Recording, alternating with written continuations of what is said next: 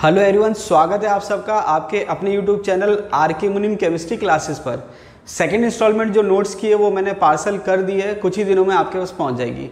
और अभी जो है इंटरनेट की वजह से जो कनेक्टिविटी है वो टूट गई थी। मैं आपको वापस से रिमाइंड करा दूं, आपके जो टेस्ट सीरीज़ है वो 10 जुलाई से शुरू होने वाली है। तो अभी जो है मैं जल्द ही एक वीडियो डालूंगा जिसमें एक मॉक टेस्ट भी दूंगा, तो वहाँ पर आप प्रैक्टिस कर सकते हैं कि टेस्ट कैसा होगा और कैसे आपको देना है। और एक जो सबसे बड़ी प्रॉब्लम थी कि सर हम बिजी हैं, कई जने जॉब कर रहे हैं, कई गृहिणी महिलाएं हैं कि सर आप जो टाइम पीरियड दोगे उसमें हम टेस्ट नहीं दे पाएंगे। तो मैं आपको बता दूं, टाइम पीरियड जो है वो ज़्यादा रहेगा, कम से कम 24 आवर का रहेगा, 24 घंटे तक टेस्ट रहेगा। तो वहाँ पर आप चाहें तो 24 आवर में जब भी चाहें जब टेस्ट दे सकते हैं। उसके बाद जब एक बार टेस्ट सबमिट हो जाएगा उसके बाद आप उस टेस्ट को दोबारा नहीं दे सकते। कई बच्चों ने कहा सर हम बार बार टेस्ट दें। देखिए, टेस्ट का मतलब क्या होता है कि टेस्ट का मतलब है आपको चेक करना है। अब आपने एक टेस्ट दे दिया, उसके बाद वही टेस्ट पेपर आप देखोगे तो फिर वो टेस्ट पेपर आपके लिए टेस्ट पेपर नहीं है, वो प्रैक्टिस शीट हो गई है। तो वो चीज़ नहीं पॉसिबल हो पाएगी, ठीक है। और जो बाकी डिटेल है वो मैं आपको नेक्स्ट एक वीडियो बनाऊंगा टेस्ट सीरीज़ पे, वहाँ पर मैं आपको सारी डिटेल बता दूंगा। तो आपके लिए बहुत बेनिफिशियल है, आपको लेनी चाहिए। चलिए शुरू करते हैं। सॉलिड स्टेट हमने पढ़ लिया था, सॉलिड स्टेट से रिलेटेड जो क्वेश्चंस है वो हमें देखने हैं। अब देखिए, आरपीएससी के जो प्रीवियस सिलेबस था उसमें आपके सॉलिड स्टेट नहीं था, तो एक्चुअल स्कूल लेक्चर के जो क्वेश्चन है वहाँ पर आरपीएससी के जो सॉलिड स्टेट के क्वेश्चन है वो अवेलेबल नहीं है। तो बाकी जो एग्जाम में आरपीएससी ने पूछ रखे हैं वो मैंने यहाँ पर कंसिडर करे हैं। और आपके जो शीट है उसमें से जो सबसे टफ क्वेश्चन है वो मैंने यहाँ कंसिडर करे हैं। जो डायरेक्ट क्वेश्चन है वो मैंने यहाँ कंसिडर नहीं करे, मतलब जो सीधे सीधे क्वेश्चन है कि भाई बीसीसी में नंबर ऑफ एटम कितने होंगे, एफसीसी में एटम कितने होंगे, ये जो सीधे सीधे प्रश्न है कि सोडियम क्लोराइड का कोऑर्डिनेशन नंबर कितना होगा, मतलब जो डायरेक्ट क्वेश्चन है जो मैंने थ्योरी में पढ़ा दिया है वो कंसिडर ना करके जो टफ क्वेश्चन है वो मैंने यहाँ पहले ही ले लिए हैं, ताकि जब आप प्रॉब्लम सॉल्विंग वीडियो में बनाऊं सॉलिड स्टेट में तो ये क्वेश्चन आपके पहले सॉल्व हो चुके हैं। तो जब आप प्रॉब्लम पूछो सॉलिड स्टेट की तो कृपा करके ये क्वेश्चन ना पूछें, ठीक है। चलिए शुरू करते हैं। अब देखिए, क्वेश्चन शुरू करने से पहले मैं आपको एक चीज़ बता दूं, ये मैंने आपसे पूछा था कि आप मुझे बताओ कि ये जो DHKl है उसकी वैल्यू क्या होगी क्यूब के लिए। तो देखिए, एक्चुअल फॉर्मूला ये था 1/d² HKl, और ये है h/a का स्क्वायर, k/a का स्क्वायर और l/a का स्क्वायर। क्योंकि क्यूब है तो a सेम हो गया है, वरना ABC होता। उसके बाद मैंने क्या करा, a कॉमन ले लिया, a², तो 1/a² बाहर आ गया और ब्रैकेट में क्या बच गया, h² + k² + l²। ये किसके बराबर है, 1/d² HKl के। फिर मैंने इसको रिवर्स कर दिया तो d² HKl ऊपर आ गया और a² जो था ऊपर चला गया और h² + k² + l² कहाँ चला गया, नीचे चला गया। यहाँ तक आपने कर लिया। उसके बाद आप इसका अंडर रूट ले लीजिए, तो अंडर रूट लेंगे तो ये DHKl हो जाएगा और ये a हो जाएगा और इसके नीचे ऊपर क्या आ जाएगा, अंडर रूट आ जाएगा। क्योंकि ये तीनों प्लस में है तो आप इसको सिंपल h + k + l नहीं लिख सकते हैं, ये आपको अंडर रूट लेना पड़ेगा। तो ये एक्चुअल फॉर्मूला है। तो जिसने भी सही बताया था अच्छी बात है, और जिसने भी गलत बताया था या जिसके कंसेप्ट क्लियर नहीं हुए मैंने आपको बता दें कि ये आंसर सही है। तो यह बताना ज़रूरी था कि सही आंसर क्या है, वरना फिर आप गलत को ही सही मान ले रहे। एक चीज़ और करेक्शन कर लेना कि वीडियो जब मैंने आप बताया था तो वहाँ पर मैंने आपको कलर गलत बता दिया था। आप ध्यान रखना, जो डिफेक्ट वाला जो था metal excess defect due to anionic vacancy, जो F सेंटर वाला था वहाँ पर LiCl का कलर पिंक है, ठीक है। LiCl का कलर क्या है, पिंक है, और जो KCl है उसका कलर वॉयलेट है। ये आप करेक्शन कर लेना, जो मैंने आपको थ्योरी पढ़ाई है। जो नोट्स हैं उसमें तो सही है, जो थ्योरी मैंने वीडियो बनाया था लास्ट उसमें ये मैंने कलर गलत बता दिया था, तो आप ये ध्यान रखना। तो जो सॉलिड स्टेट का लास्ट वीडियो था उसमें मैंने कलर गलत, तो ये आप करेक्शन कर लेना। उसके अलावा जो आपके पास सॉलिड स्टेट के नोट्स पहुँचेंगे उसमें आप एक करेक्शन कर लेना कि यहाँ पर a है, मैं नोट्स में गलती से a² रह गया है तो वो क्या है, कॉपी पेस्ट करने से हो जाता है, तो ये आप इसको 2 हटा लेना। तो ये नोट्स में आपके करेक्शन हो जाएगा कि जो DHKl है उसका फॉर्मूला होगा a/√h² + k² + l²। अब चलिए शुरू करते हैं। तो जो आपके सॉलिड स्टेट के जो टफ से टफ क्वेश्चन थे 10 प्रैक्टिस शीट में से, जो मैं आपको नोट्स में दे रहा हूँ उसमें से 10 क्वेश्चन मैंने यहाँ कंसिडर करें। तो पहला क्वेश्चन क्या दे रखा है, metallic gold crystallises in the face centred cubic lattice. अब यहाँ पर जो आपके यूनिट सेल है या जो लैटिस है वो कौन सा है, फेस सेंटर्ड FCC है। यहाँ साइड में लिख देता हूँ FCC। तो यहाँ पर जो यूनिट सेल है वो कौन सा है, FCC है। तो फेस सेंटर्ड क्यूबिक लैटिस है। Length of the cubic unit cell is this. तो जो लेंथ है क्यूबिक यूनिट सेल की एज लेंथ जो है वो है 4.07 एंगस्ट्रॉम। अब आगे कह रहा है what is the closest distance between gold atoms. तो ये कह रहा है गोल्ड एटम के बीच में क्लोजेस्ट डिस्टेंस क्या है। तो अगर आपको ध्यान हो तो मैं आपको वापस से रिपीट कर देता हूँ। देखिए, क्लोजेस्ट डिस्टेंस का मतलब क्या होता है, क्लोजेस्ट डिस्टेंस का मतलब होता है कि दो एटम या आयन के बीच में न्यूनतम दूरी, और न्यूनतम दूरी का मतलब दोनों के सेंटर से दूरी। अब अगर मान लीजिए कोई क्रिस्टल होता है जैसे NaCl, तो वहाँ पर हम Na के सेंटर से और Cl के सेंटर से डिस्टेंस लेते हैं, लेकिन यहाँ NaCl तो है नहीं, यहाँ पर क्या है, गोल्ड है, मतलब यहाँ पर कोवलेंट सॉलिड की बात हो रही है। तो आपके FCC की जब हम बात करते हैं तो मैंने आपको बता रखा है कि FCC में मान लीजिए ये एक फेस है, क्या है, फेस है। तो FCC में आपके जो एटम होता है फेस के सेंटर पे होता है और कॉर्नर पर प्रेजेंट होता है। तो अगर मैं इसको यहाँ पर डायग्रामेटिकली शो करूँ तो ये मैंने कहा फेस के सेंटर का एटम और ये कॉर्नर का एटम, इसको बराबर मान लीजिए, हो सकता है साइज बराबर ना हो, ये मैंने बना दिया। तो ये आपके हो गया फेस के सेंटर पे एटम और कॉर्नर पे एटम। अब अगर आप नियरेस्ट डिस्टेंस की बात करेंगे यहाँ पर, तो नियरेस्ट डिस्टेंस क्या होगा कि अब देखिए यहाँ पर ये जो दो एटम हैं कॉर्नर वाले, ये नियरेस्ट नहीं है या नेबर नहीं है। नियरेस्ट कौन से हैं, कॉर्नर वाला और फेस के सेंटर वाला। तो जो नियरेस्ट डिस्टेंस होगा वो यहाँ से यहाँ तक का होगा। ये डिस्टेंस नियरेस्ट डिस्टेंस है, जिसको नॉर्मली हम डी कह देते हैं। आपने देखा होगा कि जब मैंने आपको पढ़ाया था कोऑर्डिनेशन, मतलब जो आपके आयनिक कंपाउंड बताए थे, वहाँ पर मैंने डी बताया था। तो यहाँ पर जो डी है वो क्या है, फेस डायगोनल का हाफ है। क्या है, फेस डायगोनल का हाफ। तो यहाँ पर डी का मतलब क्या है, एक तो 2r कह सकते हो आप, डी किसके बराबर है, 2r के बराबर। लेकिन यहाँ पर हमको किसके सेंस में बताना है, r के सेंस में नहीं बताना, a के सेंस में बताना है। किसके सेंस में बताना है, a के सेंस में। तो यहाँ पर आपको मैंने रिलेशन बता रखा है, देखिए रिलेशन बता देता हूँ मैं आपको। यहाँ पर मैंने आपको रिलेशन बता रखा है कि जब फेस डायगोनल की हम बात करते हैं तो A में और R में क्या रिलेशन होता है। तो देखिए जब मैं आपको वीडियो पढ़ा रहा था तो मैंने आपसे कहा था कि ये जो चीज़ें हैं ये डायरेक्ट नहीं पूछी जाती, लेकिन जब न्यूमेरिकल आता है तो वहाँ पर ये चीज़ काम की होती है। बाकी चीज़ तो सीधी सीधी आप याद कर लेते हो, number of atom per unit cell, लेकिन ये चीज़ आपको ध्यान रखनी है। तो फेस डायगोनल की अगर हम बात करें तो फेस डायगोनल क्या होता है, √2a। फेस डायगोनल क्या होता है, √2a। और जो फेस डायगोनल है वो एक्चुअल में किसके बराबर होता है, 4r के बराबर होता है। अब आपको वो पूछ रहा है नियरेस्ट डिस्टेंस, तो नियरेस्ट डिस्टेंस जो है वो d है, और d किसके बराबर है, फेस डायगोनल का आधा। तो या तो आप r के सेंस में कहोगे तो 2r हो जाएगा, और या फिर इसके सेंस में कहोगे तो √2a डिवाइडेड बाय 2 हो जाएगा। क्या हो जाएगा, √2a डिवाइडेड बाय 2। अब आपको नियरेस्ट डिस्टेंस निकालना है, a की वैल्यू दे रखी है √2a की वैल्यू कितनी दे रखी है, 4.07 एंगस्ट्रॉन्ग। तो ये हो गया 4.07 एंगस्ट्रॉन्ग डिवाइडेड बाय 2। अब यहाँ पर अच्छी बात यह है कि इसने रूट को एज इट इज छोड़ रखा है, मतलब रूट को आपको सॉल्व नहीं करना, वरना तो रूट की वैल्यू भी आपको याद करनी पड़ती है। तो इसने रूट को एज इट इज छोड़ रखा है। अब यहाँ पर देखिए कि वैल्यू क्या दे रखी है, तो एक तो दे रखा है 4.07 √2 है। अब यहाँ पर √2 को अगर मैं सॉल्व करूँ तो ये √2 जो है, ये 2 जो है वो √2 इंटू √2 के बराबर है। तो ये √2 से एक √2 कैंसिल आउट हो जाएगा। तो ये क्या हो जाएगा, देखिए इसको मैं क्या लिख सकता हूँ, √2 मल्टीप्लाई बाय √2। तो √2 से √2 कैंसिल आउट हो जाएगा, तो ये हो जाएगा 4.07 एंगस्ट्रॉन्ग डिवाइडेड बाय √2। तो यहाँ पर आप ऑप्शन अगर देखेंगे तो 4.07 डिवाइडेड बाय √2 ये ऑप्शन आपको नहीं दिखाई दे रहा है। इसका मतलब क्या हुआ, इसने इसको ऐसे सॉल्व नहीं करा है, इसने क्या करा, ऊपर वाला √2 ऐसा कैसा छोड़ दिया और 2 को इससे डिवाइड कर, मतलब इसको 2 से डिवाइड कर दिया। तो ये हो गया √2 इंटू 4 को डिवाइडेड बाय 2 से 2.0 और 7 को डिवाइड करेंगे तो ये हो जाएगा 35। तो ये आपके आंसर हो जाएगा 2.035 इंटू √2। तो यहाँ पर आप ऑप्शन देखेंगे 2.035 इंटू √2। तो कहने का मतलब वो अकॉर्डिंग टू सिचुएशन सॉल्व कर सकता है। यहाँ पर वो चाहता तो √2 को नीचे छोड़ सकता था और ऊपर 4.07 दिखा सकता था, लेकिन उसने क्या करा, इसको एज इट इज छोड़ के इसको सॉल्व कर दिया। कोई बात नहीं, जैसा ऑप्शन होगा उसके अकॉर्डिंग आपको सॉल्व करना होगा, तो आंसर हो जाएगा ये। तो यहाँ पर आपको पता क्या करना था, या आपको पता क्या होना चाहिए कि FCC में रिलेशन क्या है एज लेंथ में और R में, और आपको जो नियरेस्ट डिस्टेंस की बात हो रही है उसका मतलब क्या होता है। तो यहाँ पर 3 चीज़ एक साथ आ गई, नियरेस्ट डिस्टेंस, A में और R में रिलेशन। उसके बाद आप इसको सॉल्व कर सकते हैं आसानी से। ठीक है, बहुत ज़्यादा टिपिकल नहीं है कैलकुलेशन, लेकिन क्वेश्चन को समझना, उसको याद रखना कि रिलेशन क्या होता है, ये चैलेंजिंग है। ठीक है, बाकी बहुत ज़्यादा कैलकुलेशन में कोई ज़्यादा टफनेस नहीं है। नेक्स्ट क्वेश्चन है, the carbon carbon bond length in diamond is 154 picometre. अब देखिए ये सारे क्वेश्चन एग्जाम में आए हुए हैं। ठीक है, the carbon carbon bond length in diamond is 154 picometre, PM का मतलब picometre. The edge length in picometre of the unit cell is. अब यहाँ पर क्या है, ये कह रहा है carbon carbon bond length. Carbon carbon bond length का मतलब क्या है भाई, मैंने क्या कहा, एक कार्बन ये है, एक कार्बन ये है, बॉन्ड लेंथ का मतलब दोनों के सेंटर से दूरी। तो ये जो बॉन्ड लेंथ कह रहा है एक्चुअल में ये d ही है, इसको आप 2r भी कह सकते हो। तो d इक्वल्स टू 2r, ये आपको दे रखा है, कितना दे रखा है, 154 पिकोमीटर। क्या दे रखा है, 154 पिकोमीटर।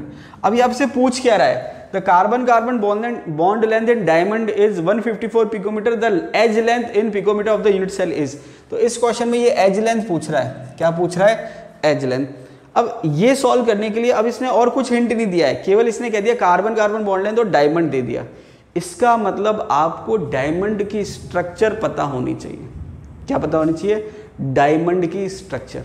अब डायमंड की अगर मैं स्ट्रक्चर की बात करूं तो आपको दो चीज़ पता होनी चाहिए कि एक तो इसका स्केलेटन जो होता है वो FCC होता है, और अच्छी बात यह है कि कार्बन में स्केलेटन भी कार्बन बना रहा है और वॉइड में भी कार्बन है। तो पहली बात, स्केलेटन जो है वो FCC कार्बन ही बना रहा है। दूसरी बात, जो कार्बन है वो टेट्राहेड्रल वॉइड में प्रेजेंट है।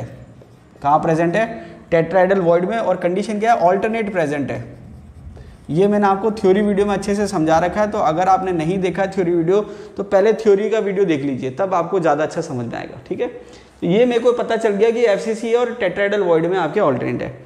अब यहाँ पर रिलेशन क्या लगेगा, तो देखिए रिलेशन ऐसे लगेगा कि टेट्राहेड्रल वॉइड की मैंने आपको लोकेशन बता रखी है।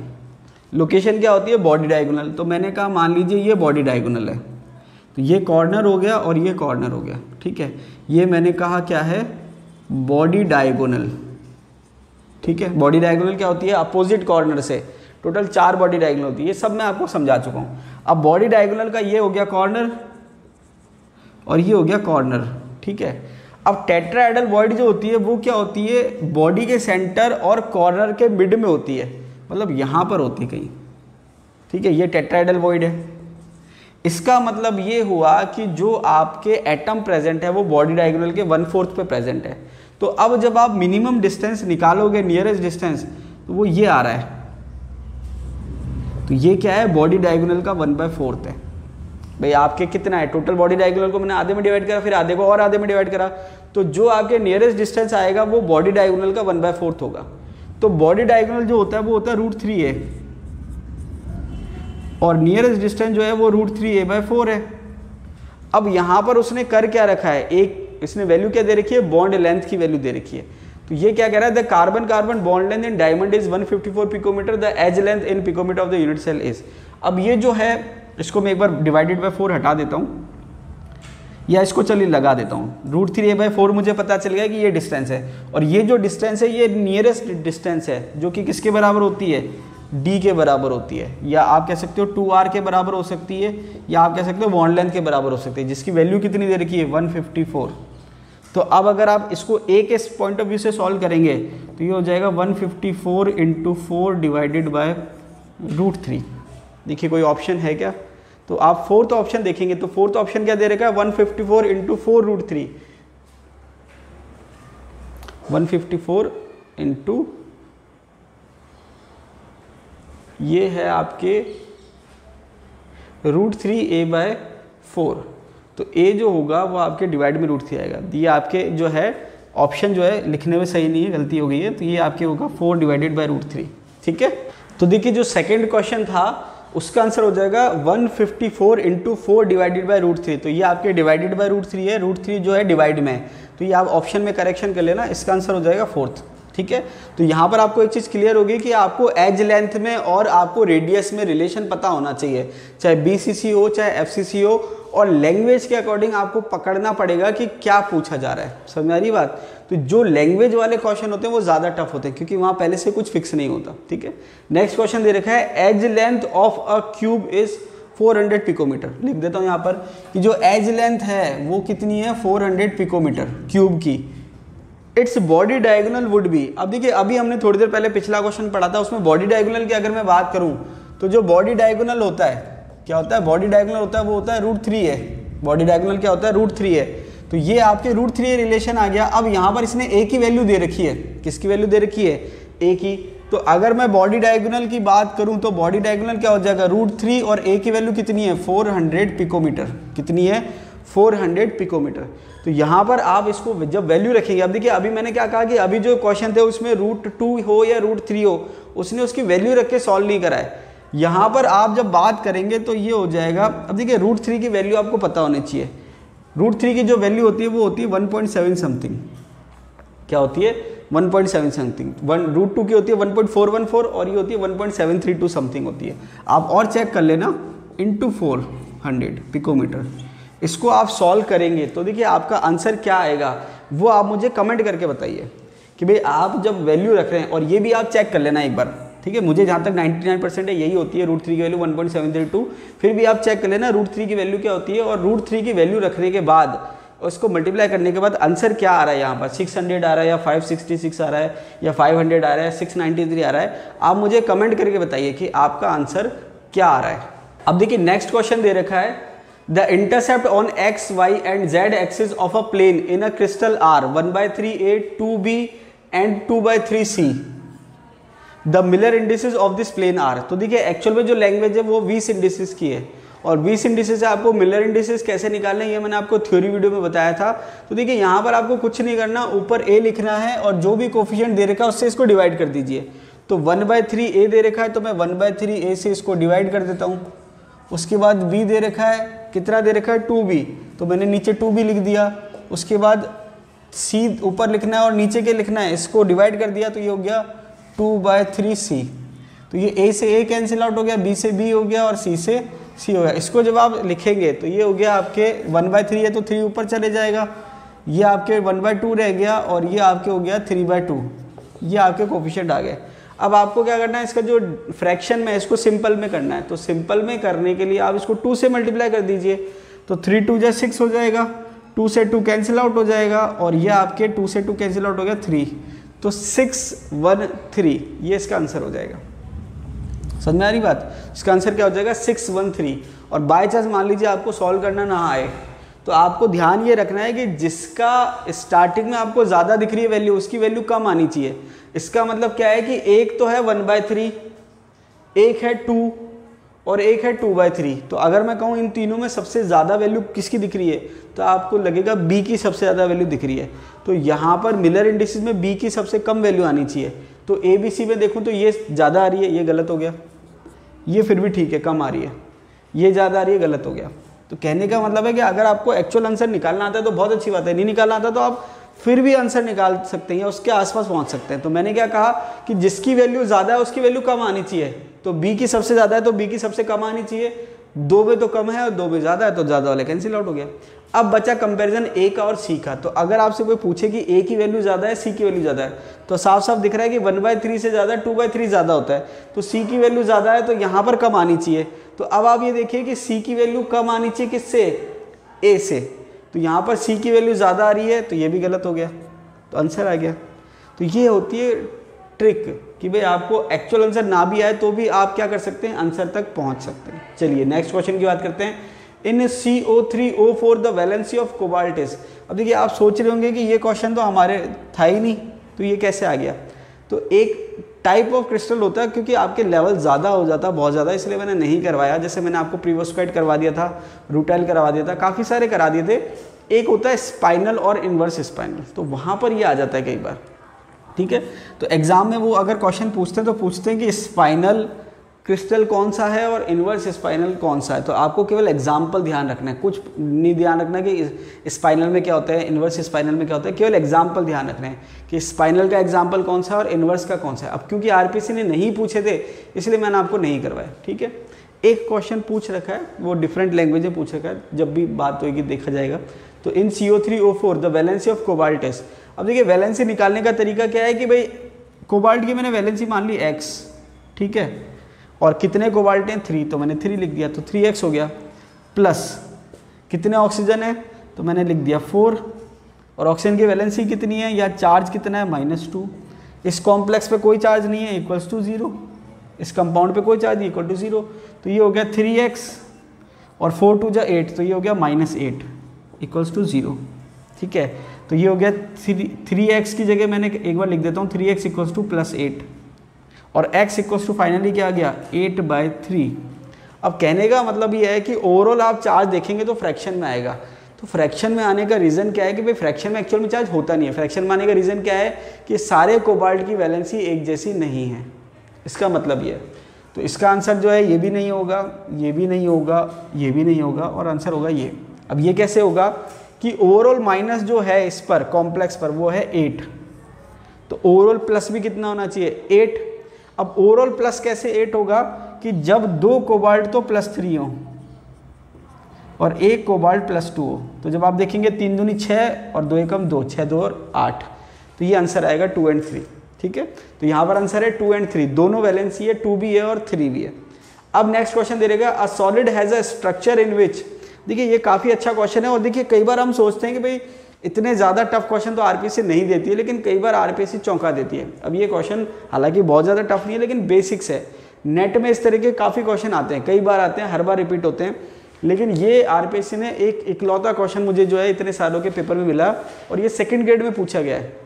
अब सेकंड ग्रेड भी काफ़ी सारे होते हैं, मुझे एग्जैक्ट ध्यान नहीं है कि कौन सा है, क्योंकि संस्कृत विभाग का अलग होता है, उसके बाद अलग अलग एरिया का अलग होता है, लेकिन सेकंड ग्रेड में पूछा गया, मुझे इतना याद आ रहा है। तो सेकंड ग्रेड में ये क्वेश्चन पूछा गया। तो अब आप सोचिए कि सेकंड ग्रेड में जब ये क्वेश्चन पूछा जा सकता है, तो फर्स्ट ग्रेड में क्यों नहीं पूछा जा सकता। तो यहाँ पर करना जरूरी है। देखिए क्या दे रखा है, अ solid has a structure in which atom A is placed at corner of a cubic lattice. तो ए जो है वो क्यूब के कॉर्नर पे प्रेजेंट है। तो मैंने क्या लिखा, ए कहाँ पर प्रेजेंट है, कॉर्नर पर, ठीक है, क्यूब का कॉर्नर है, कोई दिक्कत नहीं है। Atom B is placed at edge centre, B जो है वो कहाँ पर है, एज के सेंटर पे, एज सेंटर। उसके बाद ये कह रहा है and atom C at the centre of cube, C कहाँ पर प्रेजेंट है, सेंटर ऑफ क्यूब, ये इसने दे रखा है। आगे कह रखा है the formula of the solid compound is. तो यहाँ पर मैंने आपसे कहा था कि इस टाइप के क्वेश्चन बनते हैं, अच्छे क्वेश्चन बनते हैं। तो ये जो बेसिक्स मैंने आपको बताया था कि क्यूब के अंदर क्या क्या प्रेजेंट होता है और उसका कंट्रीब्यूशन क्या होता है, उससे आसानी से आप निकाल सकते हो। चलिए एक एक करके निकालते हैं। सबसे पहले अगर मैं बात करूँ ए की, तो ए कहाँ पर प्रेजेंट है, कॉर्नर। अब इसने नॉर्मल कॉर्नर लिखा, मतलब सारे कॉर्नर पर प्रेजेंट है। तो क्यूब के अंदर कॉर्नर कितने, 8, और एक कॉर्नर का कॉन्ट्रीब्यूशन कितना है, 1/8। तो ओवरऑल कितना हो गया, 1, 8 से 8 कैंसिल आउट हो गया। उसके बाद बात करें बी की, तो बी कह रहा है एज के सेंटर पे। अब देखिए NaCl का जब मैंने आपको क्रिस्टल सॉल्व करवाया था, वहाँ बताया था कि एज सेंटर क्या होता है, और वहाँ पर आपने देखा होगा सोडियम एज सेंटर पे प्रेजेंट था। तो यहाँ पर एज सेंटर की अगर मैं बात करूँ तो एज कितनी होती है, 12 एज सेंटर होंगे, तो ये मैंने 12 लिख दिया। और एज जो है वो कितने में कॉमन होती है, 4 में कॉमन होती है। तो ये हो गया 1/4, तो ये हो गया 3, तो ये कितनी वैल्यू आ गई, 3। उसके बाद बचा सी को भी सॉल्व कर लेते हैं। सी का है सेंटर ऑफ क्यूब, तो क्यूब का एक ही सेंटर होता है, कंट्रीब्यूशन भी 1 होता है, तो ये 1 हो गया। अब इसका मतलब क्या है कि ए तो 1 है, बी 3 है और सी 1 है। क्वेश्चन को अगर मैं वापस से पढ़ूं, a solid has a structure in which atom A is placed at corner of a cubic lattice, atom B is placed at the edge centre and atom C at the corner at the centre of the cube, the formula of the solid compound is. तो यहाँ पर क्या है कि इसने एक एक ही location दी है कि ए कॉर्नर पे, बी एज सेंटर पे और सी सेंटर ऑफ क्यूब पे। कई बार क्या होता है कि एक जो होता है वो 2 जगह होता है, जैसे मान लीजिए NaCl में जो है एज सेंटर पे भी था और बॉडी सेंटर पे भी था। चलिए ये हमने देख लिया। अब आप इसमें फॉर्मूला चेक करो जिसमें ए तो 1 हो, बी 3 हो और सी 1 हो। ये गलत हो गया, ये गलत हो गया, ये गलत हो गया। अब बचा CaB3, तो CaB3 ये सही हो गया। अब लिखने में कुछ भी हो सकता है, आगे पीछे कुछ भी लिखे, चाहे C लिखे, चाहे A लिखे, चाहे B लिखे, उससे हमें कोई बहुत ज़्यादा प्रॉब्लम नहीं है। तो यहाँ पर आंसर क्या हो जाएगा, CaB3। देखिए बहुत ही अच्छा क्वेश्चन है, बहुत ही स्टैंडर्ड का क्वेश्चन है और अच्छे एग्जाम है, क्योंकि आरपीएससी इंप्रूवमेंट कर रही है पैटर्न पे। तो ये एक बहुत अच्छा क्वेश्चन बनता है जो कि बताता है कि कंसेप्ट आपके कितने क्लियर हैं। अब देखिए नेक्स्ट क्वेश्चन दे रखा है। ये क्वेश्चन जो है इकलौता क्वेश्चन जो है जो आरपीएससी स्कूल लेक्चर में पूछा गया है, क्योंकि मैंने आपसे कहा था कि पहले जो है केवल कंडक्शन बैंड जो वाला जो टॉपिक है वो दे रखा था, वो भी केमिकल बॉन्डिंग में दे रखा था। तो यहाँ पर एक क्वेश्चन पूछा गया है 2015 में। क्वेश्चन क्या है, doping of arsenic with silicon is called. तो देखिए मैंने आपसे क्या कहा था कि जो प्योर सेमीकंडक्टर होते हैं उसको हम इंट्रिंसिक सेमीकंडक्टर कहते हैं, और उनकी कंडक्टिविटी काफ़ी कम होती है। उनकी कंडक्टिविटी को इंक्रीज करने के लिए हम इम्प्योरिटी मिलाते हैं। इम्प्योरिटी के बेस पर उनको हम अलग अलग कैटेगरी में डिवाइड करते हैं, एन टाइप सेमीकंडक्टर और पी टाइप सेमीकंडक्टर। अब यहाँ पर ये मैंने आपको पूरा थ्योरी में पढ़ा दिया है, तो आप मुझे कमेंट करके बताइए कि इस क्वेश्चन का आंसर क्या होगा। क्वेश्चन क्या है, doping of arsenic with silicon. तो सिलिकॉन तो क्या हो गया, सेमीकंडक्टर हो गया, और आर्सेनिक क्या हो गई, इम्प्योरिटी हो गई। तो इम्प्योरिटी जब आप आर्सेनिक की ऐड करेंगे सिलिकॉन में, तो कौन से टाइप का सेमीकंडक्टर बनेगा। तो ये मुझे आप कमेंट करके बताइए इसका आंसर क्या होगा, क्योंकि ये डायरेक्ट थ्योरी में मैंने आपको पढ़ा दिया है। चलिए नेक्स्ट क्वेश्चन की बात करें। In a solid lattice the cation has left a lattice site. Solid lattice है जिसमें कैटायन जो है, in a solid lattice the cation has left a lattice site. जो उसकी लैटिस साइट है कैटायन की, वो वहाँ से हट गया है। लेफ्ट का मतलब वहाँ से हट गया, कहीं और चला गया। अब कहाँ गया आगे देखते हैं। And is located at interstitial position. भाई मतलब वो पूरा क्रिस्टल के बाहर नहीं गया है, अपनी पोजीशन से हट गया, लेकिन कहाँ गया, इंटरस्टिशियल पोजीशन पे गया है। तो ये डिफेक्ट कौन सा होगा, द लेटेस्ट डिफेक्ट इज। अब देखिए ये मैंने आपको थ्योरी में पढ़ाया था, तो अगर आपको समझ में आ गया थ्योरी में कि मैंने आपको क्या पढ़ाया था, तो ये क्वेश्चन का आंसर आपको आसानी से समझ में आ जाएगा। अब यहाँ पर एक चीज़ और है, देखिए यहाँ पर in a solid lattice the cation. अब देखिए जैसे इसने कैटायन का, तो ये आयनिक सॉलिड की बात कर रहा है, किसकी बात कर रहा है, आयनिक सॉलिड की बात कर रहा है, कोवलेंट सॉलिड की बात नहीं कर रहा है। तो आयनिक सॉलिड की बात कर रहा है, तो आपको मैंने बताया था कि आपके जो स्टोइकियोमेट्री डिफेक्ट होते हैं जिसमें रेशो मेंटेन रहता है, उसमें कोवलेंट के 2 थे और आयनिक के 2 थे। तो कोवलेंट के जो 2 थे वो यहाँ पर नहीं होंगे, आयनिक के जो 2 थे उसमें से एक होगा। अब इसमें इसका आंसर क्या होगा, ये भी आप मुझे कमेंट करके बताइए कि इसका आंसर क्या होगा, जिससे मुझे पता चल सके कि आपको जो मैंने थ्योरी पढ़ाई है वो आपको समझ में आई या नहीं आई।